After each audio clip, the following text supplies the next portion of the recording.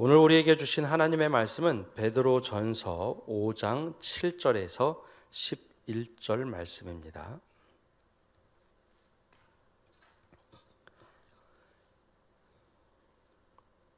이제 하나님의 말씀을 봉독합니다. 너희 염려를 다 주께 맡기라. 이는 그가 너희를 돌보심이라. 근신하라, 깨어라. 너희 대적 마귀가 우는 사자같이 두루다니며 삼킬 자를 찾나니 너희는 믿음을 굳건하게 하여 그를 대적하라. 이는 세상에 있는 너희 형제들도 동일한 고난을 당하는 줄을 알미라. 모든 은혜의 하나님 곧 그리스도 안에서 너희를 부르사 자기의 영원한 영광에 들어가게 하시니가 잠깐 고난을 당한 너희를 친히 온전하게 하시며 굳건하게 하시며 강하게 하시며 털을 견고하게 하시리라. 권능이 세세 무궁하도록 그에게 있을지어다. 아멘.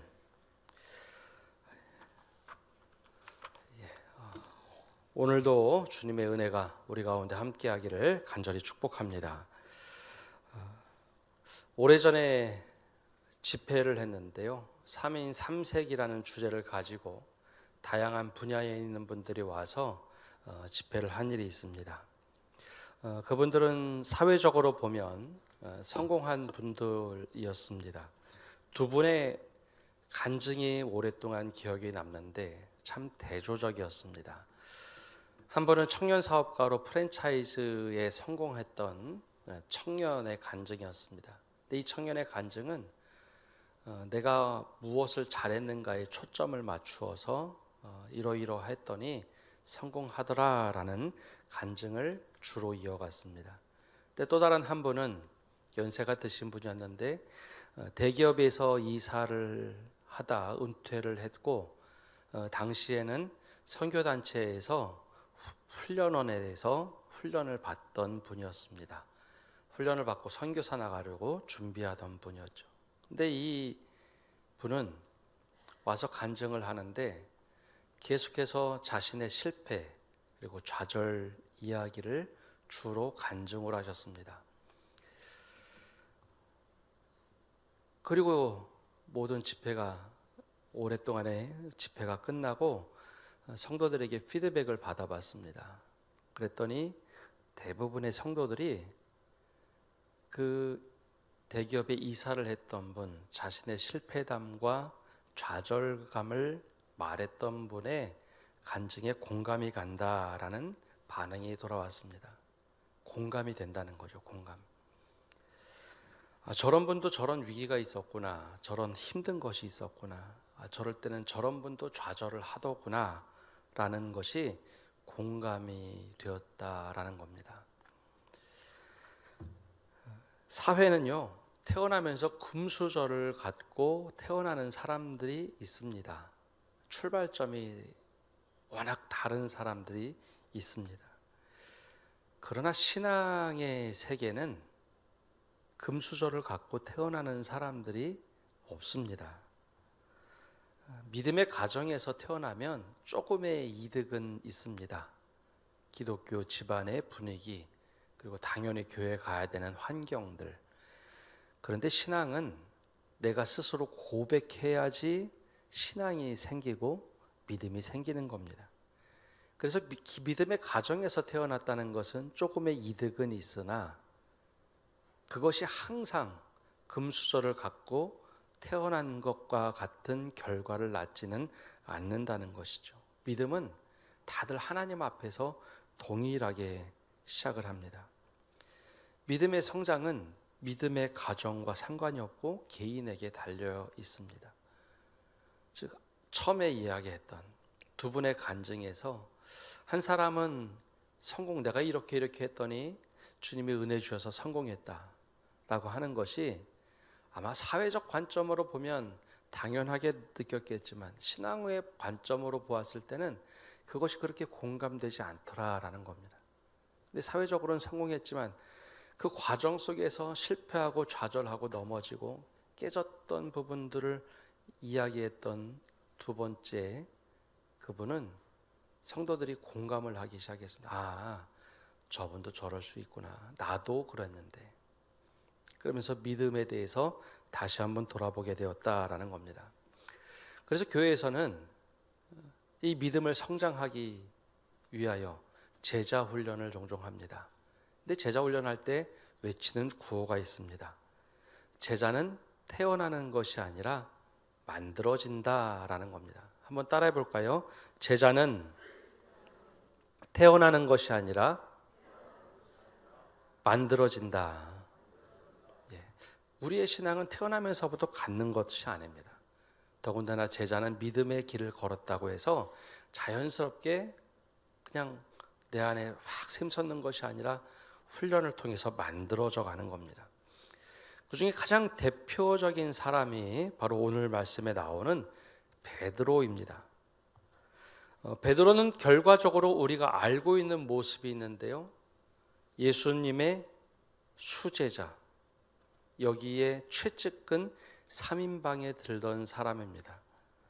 뿐만 아니라 예수님이 부활 승천하신 후에 오순절 성령이 임했을 때 밖에 나가서 복음을 증거하던 수많은 사도들과 달리 베드로는 아주 긴 설교를 통해서 수천 명의 사람들이 회심하며 돌아오는 아주 결정적인 역할, 즉 교회가 세워지는 결정적인 역할을 합니다. 그래서 베드로는 교회의 최고의 지도자의 자리에 오르죠. 그래서 우리는 아주 독보적인 존재로 베드로를 기억하고 있습니다. 천국의 열쇠를 받은 베드로. 그러면 베드로는 태어날 때부터 정말 좋은 믿음의 가문, 좋은 환경에서 태어났을까? 전혀 그렇지 않습니다. 당시에는 종교, 정치, 군사 모든 면에서 중심지가 되는 예루살렘이라는 수도가 있었습니다. 요즘으로 얘기하면 서울이겠죠. 그런데 베드로는 예루살렘이 아닌 저 변방 북쪽에 있는 가나안 도시 갈릴리에서 태어납니다. 여러분, 지도자가 되고 훌륭한 사람이 된다는 것은 가문이 중요했습니다.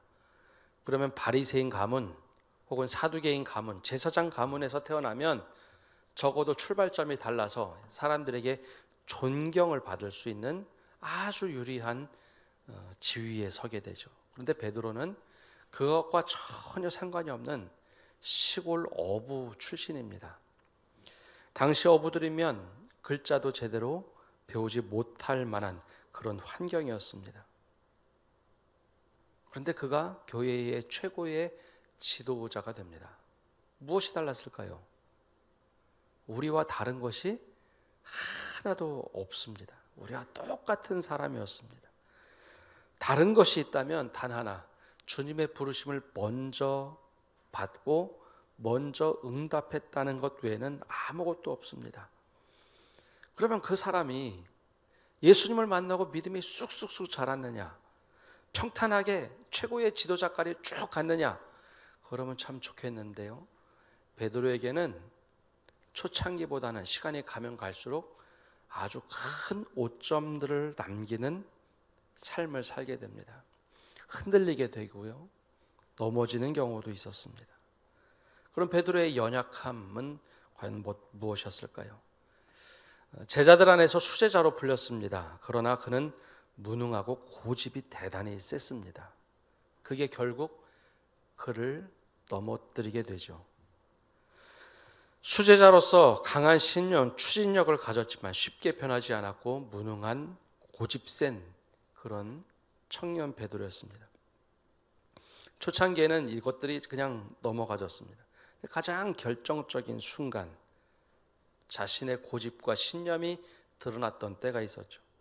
예수님께서 오병이어 기적을 베푸신 후에 예수님께 처음으로 내가 이제 잡혀서 죽을 것이다 라는 죽음 예고를 합니다.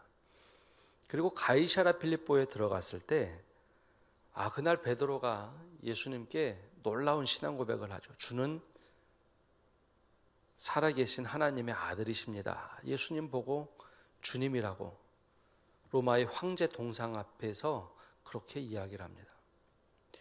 예수님이 칭찬을 하죠. 근데 칭찬받았던 곳에 우쭐했던 베드로가 예수님이 마지막으로 이제 내가 사람들에 잡혀서 죽게 될 것이다. 다시 한번 세 번째 반복해서 이야기를 해줍니다. 그때 베드로의 반응은 조금 전에 칭찬받았거든요. 내가 얘기하는 거 주님이 당연히 칭찬하시겠지.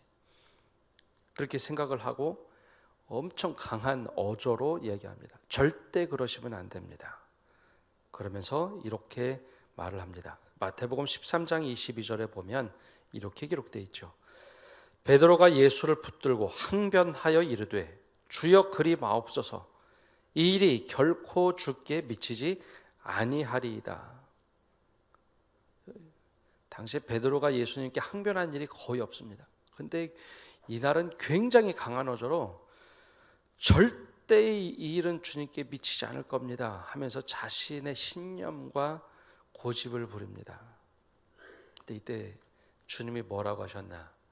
예수님이 할 수 있는, 제자들에게 할 수 있는 가장 심한 이야기를 합니다. 23절에 이렇게 기록되어 있습니다. 예수께서 돌이키시며 베드로에게 이르시되 사탄아 내 뒤로 물러가라. 너는 나를 넘어지게 하는 자로다. 내가 하나님의 일을 생각하지 아니하고 도리어 사람의 일을 생각하는도다 하시고. 조금 전에 칭찬받았던 베드로가 지금은 정반대의 이야기를 듣습니다. 그것도 공개적인 자리에서 제자들이 다 지켜보고 있는데 주님 절대 그러시면 안 됩니다. 그리마옵소서라고 항변할 때 사탄아 물러가라. 너는 도리어 하나님의 일을 맡고 있구나라고 아주 심각한 이야기를 듣습니다. 여러분이라면 어떤 마음이 드시겠습니까? 12제자들이 다 지켜보고 수많은 사람들이 지켜보고 있는 자리에서 사탄아 내 뒤로 물러가라. 근데 베드로는 이때 항변하지 않습니다. 굉장히 큰 충격은 받았겠죠. 그러나 항변하지 않습니다. 여기서 주님이 베드로에게 깨닫게 하신 것이 있습니다. 주님의 길과 우리의 길이 다를 수 있다는 것. 즉 신앙은 열심과 열정이 중요한 것처럼 보이지만 더 중요한 것은 방향이라는 겁니다. 내가 원하는 방향대로 가는 것이 아니라 사람의 길이 중요한 것이 아니라 하나님의 길이 중요하다. 너는 어찌하여 하나님의 길을 잘 걷다가 왜 사탄이 속임수에 넘어가 그 길을 걸으려 하느냐. 이때 베드로가 선생님 어떻게 저에게 사탄이라고 하십니까? 그렇게 항변할 수도 있겠지만 아니요, 그렇게 반문하지 않습니다. 다행히 베드로는 그 말씀을 수용합니다. 또 다른 곳에 나타났던 베드로의 연약함이 있는데요. 이번에는 무능과 배신했던 것입니다. 결정적인 실수였죠. 마가복음 14장에 보면 이번에는 예수님께서 식사 중에 베드로에게 이렇게 말씀하십니다. 네가 나를 3번 부인하리라. 14장에 이렇게 베드로가 대답하죠. 그때 베드로가 힘있게 말하되 내가 주와 함께 죽을지언정 주를 부인하지 않겠나이다 하고 모든 제자도 이와 같이 말하니라. 이번에도 예수님이 3번 이야기하십니다. 야, 네가 나를 3번 부인할 거야. 나를 부인할 거야. 그래서 베드로가 내가 주와 함께 죽을지언정 주를 부인하지 않겠나이다. 그래서 다른 제자들도 베드로 수제자가 그렇게 얘기하니까 함께 따라서 이야기합니다. 절대 그럴 일 없다. 그런데 우리가 잘 알고 있는 것처럼 어떤 일이 벌어졌을까요? 베드로에게 질문했던 건 당신은 지금 저기 빌라도 형장 앞에서 고문받고 있는 예수 친구 아닙니까? 일행 아닙니까? 노예가, 하인이, 그리고 어린 여종이 물어보는 질문에 처음엔 아니라고 부인하고, 두 번째는 나는 저 사람을 절대 모른다고 얘기하고, 마지막에는 예수님을 저주하죠. 내가 그를 저주한다고. 근데 그때 예수님과 눈이 마주칩니다. 3번 이야기를 했는데 3번 실제로 배신을 하고 무능한 자신을 보여줍니다. 그리고 닭이 울자 대성 통곡을 합니다.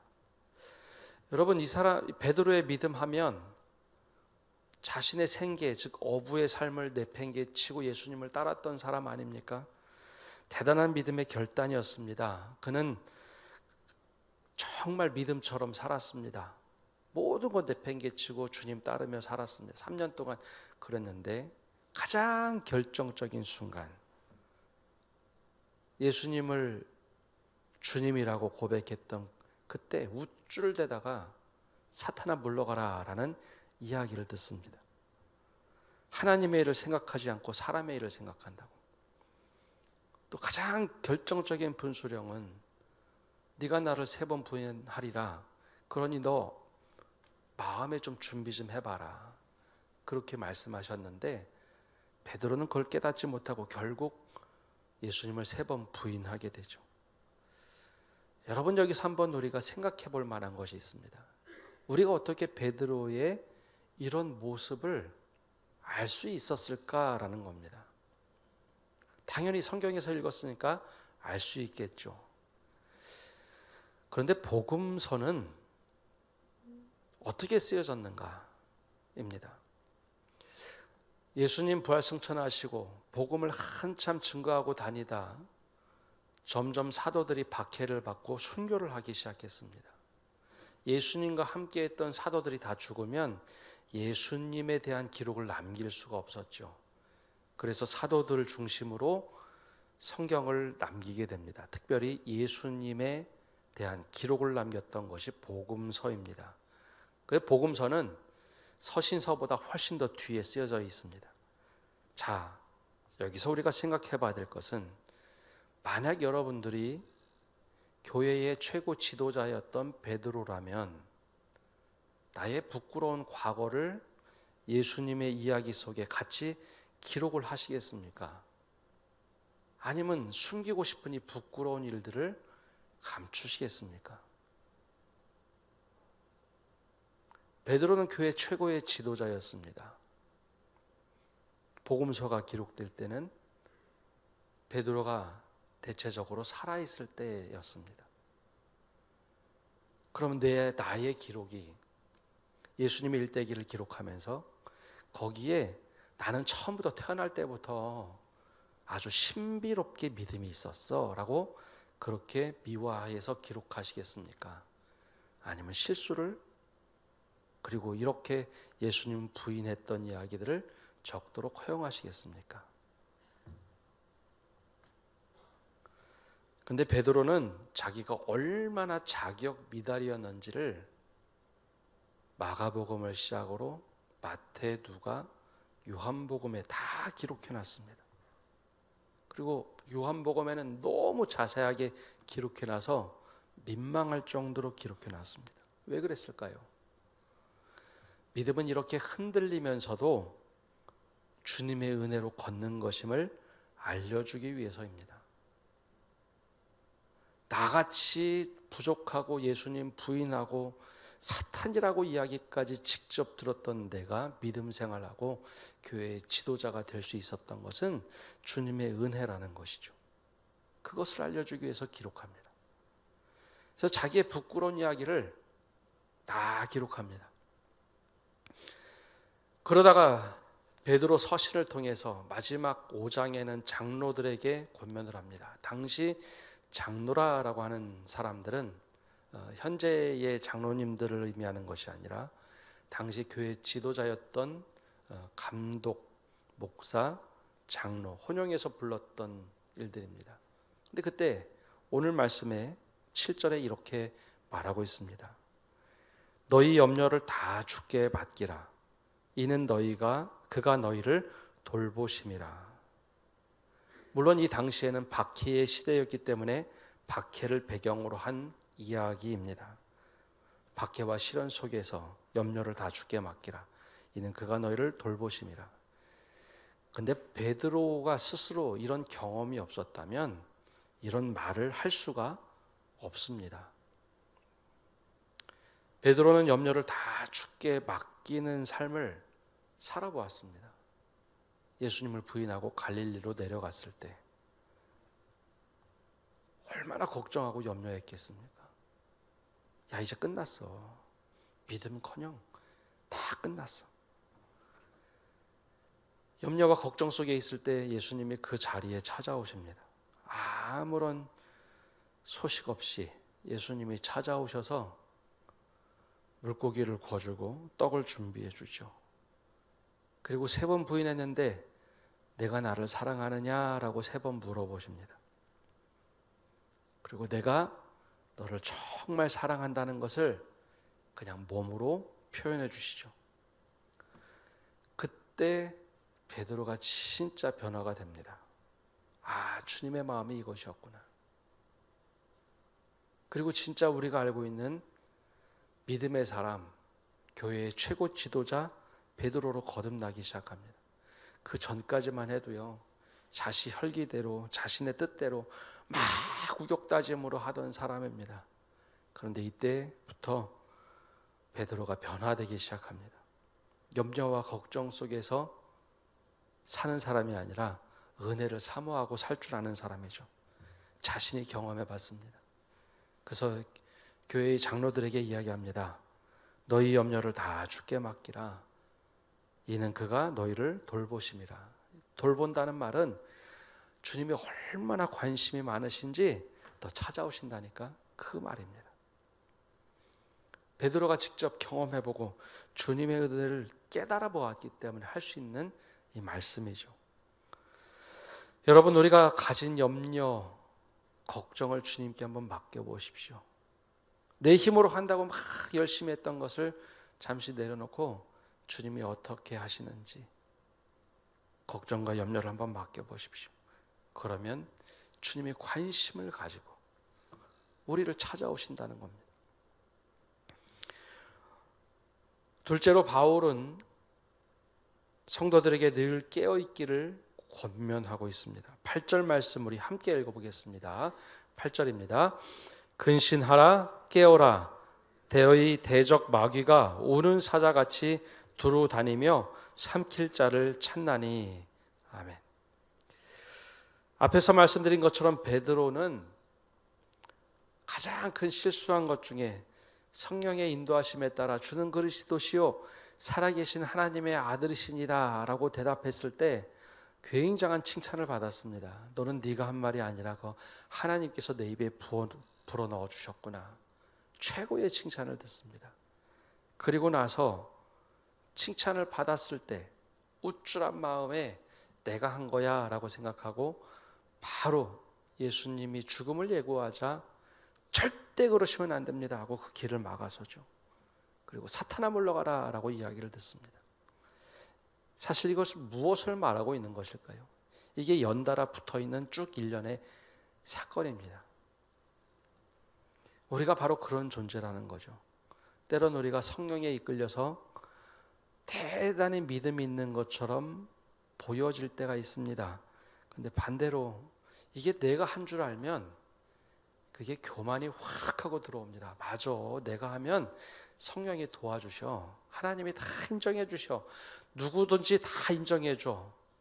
선줄로 생각했다가 넘어질 수 있다는 것이죠.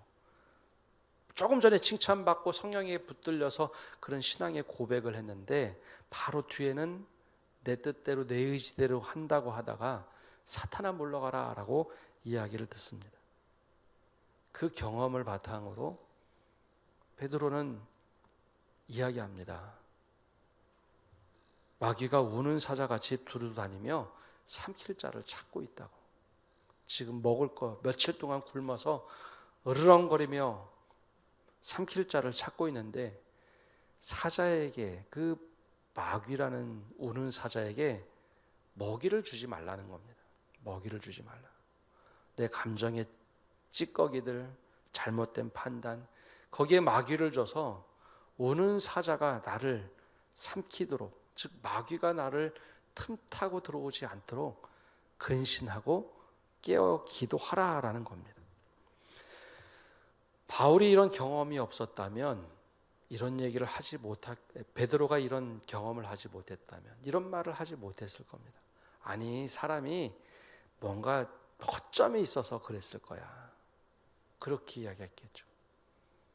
근데 베드로가 스스로 경험해 보지 않았습니까?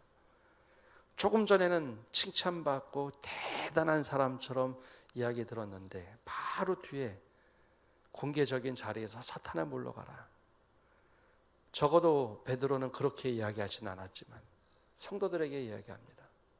마귀가 우는 사자처럼 두루다니며 삼킬 자를 찾고 있다고. 그러니 너희 늘 근신하고 깨어서 기도하라라고 권면합니다. 그리고 나서 9절과 10절에 이렇게 말을 합니다. 너희는 믿음을 굳건하게 하여 그를 대적하라. 이는 세상에 있는 너희 형제들도 동일한 고난을 당하는 줄 알미라. 모든 은혜의 하나님 곧 그리스도 안에서 너희를 부르사 자기의 영광에 들어가게 하신 이가 잠깐 고난을 당한 너희를 친히 온전하게 하시며 굳건하게 하시며 강하게 하시며 터를 견고하게 하시리라. 우리가 하는 것이 아니라 주님께서 우리의 믿음의 터를 굳건하게 하시고 믿음의 뿌리를 자라게 하신다라는 겁니다. 여러분, 신앙은 우리가 경험한 만큼 지평이 넓어집니다. 우리가 말씀을 읽고 공감한다고 해서 신앙의 지평이 넓어지는 것이 아닙니다. 그것은 인식의 틀이 넓혀질 뿐입니다. 그 인식의 틀과 내가 경험하는 것이 딱 맞아떨어질 때, 즉 아는 것과 믿는 것이 하나가 될 때 우리의 신앙은 정말 굳건하게 터가 넓어지기 시작합니다. 간절히 바라기는 베드로처럼 내가 알고 있는 것과 믿는 것이 하나가 되고 내가 경험한 것이 말씀으로 하나가 되어서 신앙의 지평이 더 넓어지시기를 바랍니다. 그리고 마지막으로 12절 마지막 절에 이렇게 권면을 합니다. 우리 함께 말씀을 읽겠습니다. 너희는 이 은혜에 굳게 서라. 은혜에 굳게 서라. 이것이 베드로가 성도들에게 마지막으로 권면하며 말씀을 맺고 있습니다. 은혜에 굳게 서라. 말씀을 정리합니다. 여러분, 우리는 자주 넘어질 수 있습니다. 믿음 생활하면서도 흔들릴 수 있습니다. 베드로처럼 너무 심각하게 넘어져서 부인할 때도 있습니다. 때로는 조금 전만 하더라도 성령에 끌려 괜찮게 살아가다가 사탄아 물러가라 라고 할 만큼 주님께 혹독하게 꾸지람을 들을 때도 있습니다. 근데 바로 이때 우리가 무엇을 해야 될까요? 바로 이때 우리가 해야 하는 것은 우리의 모든 것을 주님께 맡기는 것입니다. 그리고 주님의 돌보심을 구하는 겁니다. 더 나아가서 우리가 늘 깨어있도록 기도하는 겁니다. 마귀가 우는 사자처럼 두루 삼킬 자를 찾고 있기 때문입니다. 그렇게 믿음으로 살아가면서 믿음의 뿌리를 내릴 때 주님께서 진정한 믿음의 뿌리 깊은 우리를 통해서 영광을 받으실 겁니다. 이 은혜가 우리 모두에게 차고 넘치기를 간절히 바랍니다. 우리 함께 찬양하고 기도하겠습니다. 나는 아무것도 아닙니다. 우리 처음 불러보는 찬양인데요. 우리 천천히 부르면서 이 가사를 의미하면서 주님, 내가 아무것도 아니지만 주님이 은혜 주시면 제가 주님의 은혜로 살아갈 수 있습니다. 우리 고백하면서 찬양하겠습니다.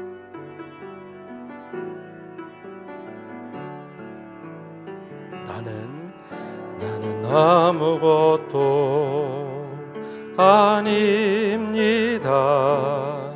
주님의 사랑이 없으면 나는 아무것도 모릅니다.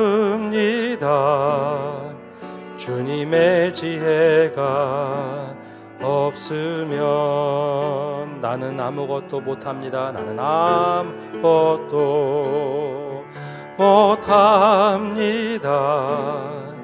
주님의 능력이 없으면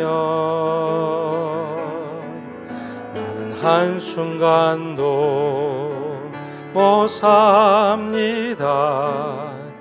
주님의 생명이 없으면. 다시 한번 고백합시다. 나는 아무것도 아닙니다. 나는 아무것도 아닙니다. 주님의 사랑이 없으면 나는 아무것도 모릅니다. 주님의 지혜가 없으면 나는 아무것도 못합니다. 나는 아무것도 못합니다. 주님의 능력이 없으면 나는 한순간도 못 삽니다. 주님의 생명이 없으면 이제 내가 사는 것 아니니요. 그리스도 내 안에 사시니 오직 그의 생명이 나의 생명, 나의 모든 날들도 주의 것. 나는 오직 한 분 바랍니다. 나의 아버지, 나의 구원, 나의 주. 우리 시간 다 같이 일어나셔서 우리 함께 다시 한번 이 찬양하면서 우리 두 손을 가슴에 얹고 한 번 더 찬양하고 기도하겠습니다. 나는 아무것도 아닙니다. 나는 아무것도 아닙니다. 주님의 사랑이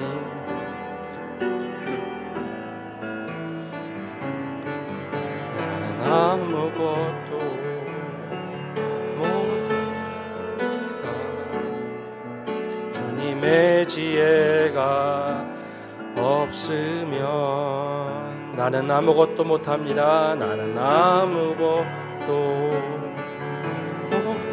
못합니다. 주님의 능력이 없으면 나는 한순간도 못 삽니다. 주님의 생명이 없으면 이제 내가 사는 것 아니요. 이제 내가 사는 것 아니요. 그리스도 내 안에 사시니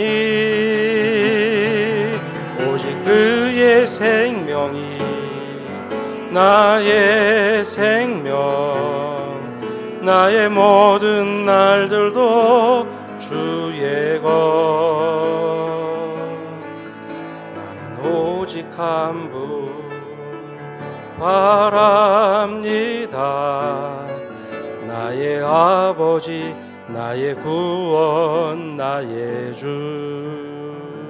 우리 합심해서 기도하며 나갑시다. 우리가 무너질 때가 있고 실수할 때가 있고 엎어질 때가 있습니다. 내 고집이 있어서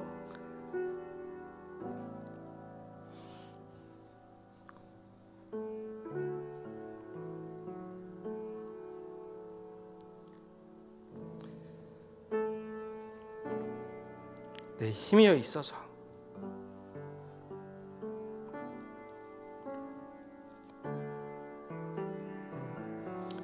그렇게 넘어질 때 주님 우리에게 주님께 맡길 수 있는 힘을 달라고 기도합시다. 주님, 내가 그렇게 맡길 때 주님의 돌보심을 경험하게 해달라고 우리 기도합시다. 우리가 최선을 다한다고 했지만 때로는 주님을 부인할 때도 있습니다. 그때 근신하여 깨어 기도할 수 있게 해달라고 기도합시다. 대적마귀가 우는 사자처럼 우리를 삼킬 수 있기에 주님 우리가 깨어 기도하게 해주십시오. 그리고 주님의 은혜로 살아가게 해달라고 이 기도 제목을 가지고 합심해서 기도하겠습니다. 하나님 아버지, 시간 기도하며 나갑니다.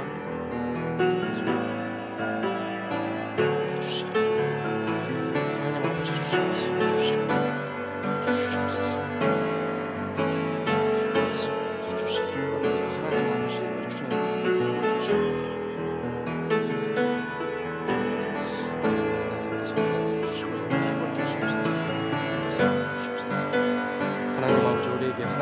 주님의 은혜를 깨닫게 하여 주시옵소서.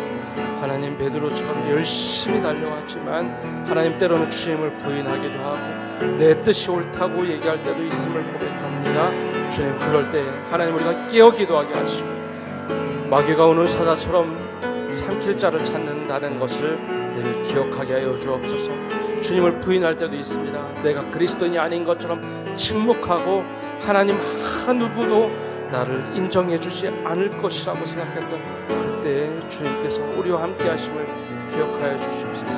하나님, 그때도 주님의 은혜로 살고 있음을 깨닫게 하여 주시옵소서.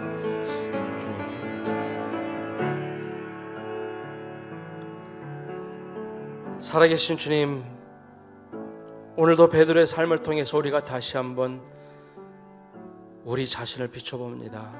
베드로처럼 고집을 부릴 때도 있고 때로는 주님이 나와 함께하지 않는 것처럼, 아니 내가 그리스도인이 아닌 것처럼 침묵하며 때로는 주님을 모르는 것처럼 보여질 때, 아니 내가 그렇게 행동할 때도 있음을 고백합니다. 그때 오늘 말씀처럼 우리의 염려를 다 주께 맡기고 주님이 여전히 우리를 관심 갖고 지켜보고 있다는 것을 깨닫게 하여 주옵소서. 바로 그 순간이 주님이 우리를 돌보시는 시간, 나를 걱정하며 염려함으로 주님이 찾아오셔서 돌보시는 시간임을 기억하게 하여 주옵소서. 더 나아가서 우리가 늘 깨어 근신하며 기도하게 하여 주옵소서. 조금 전에는 내가 성령의 사람인 것처럼 살았지만 마귀가 오는 사자처럼 두루다니며 삼킬 자를 찾을 때 베드로가 한순간에 주님이 없다고, 나는 그를 모른다고 마귀에게 삼킴을 당했던 그 순간, 그래서 성도들에게 권면했던 이 마음, 근신하라, 깨어있으라, 이것이 우리의 고백이 되게 하여 주옵소서. 그래야 하나님, 우리가 그냥 살아가는 것이 아니라 그 은혜에 굳게 설 수 있는 저희가 되도록 은혜 내려 주시옵소서. 하나님이 이 믿음을 가지고 이제 세상을 향하여 나갑니다. 주님이 우리 앞에 계셔서 바른 길 보여주옵소서. 우리 곁에 계셔서 팔로 껴안아 지켜주옵소서. 우리 뒤에 계셔서 못된 사람들의 흉기에서 보존해 주시고 우리 아래 계셔서 떨어지면 받아주시고 덫에서 끄집어내어 주옵소서. 우리 안에 계셔서 슬퍼할 때 위로해 주시고 우리 둘레 계셔서 남들이 덮칠 때 막아 주옵소서. 우리 위에 계셔서 복 내려 주옵소서. 이제는 예수 그리스도의 은혜와 아버지 하나님의 크신 사랑과 성령님의 교통하심과 위로하심이 오늘 예배를 드리며 주님 은혜 위에 굳게 서겠습니다. 베드로처럼 때로는 넘어지고 실패하고 좌절하지만 주님의 은혜 위에 굳게 서고 깨어 기도하겠습니다. 결단하고 다짐하는 모든 성도들 위해, 온라인으로 예배하는 믿음의 권속들과 온 세계 위에, 특별히 우리나라 위에 이제로부터 영원까지 함께 하시기를 간절히 축원하옵나이다. 아멘.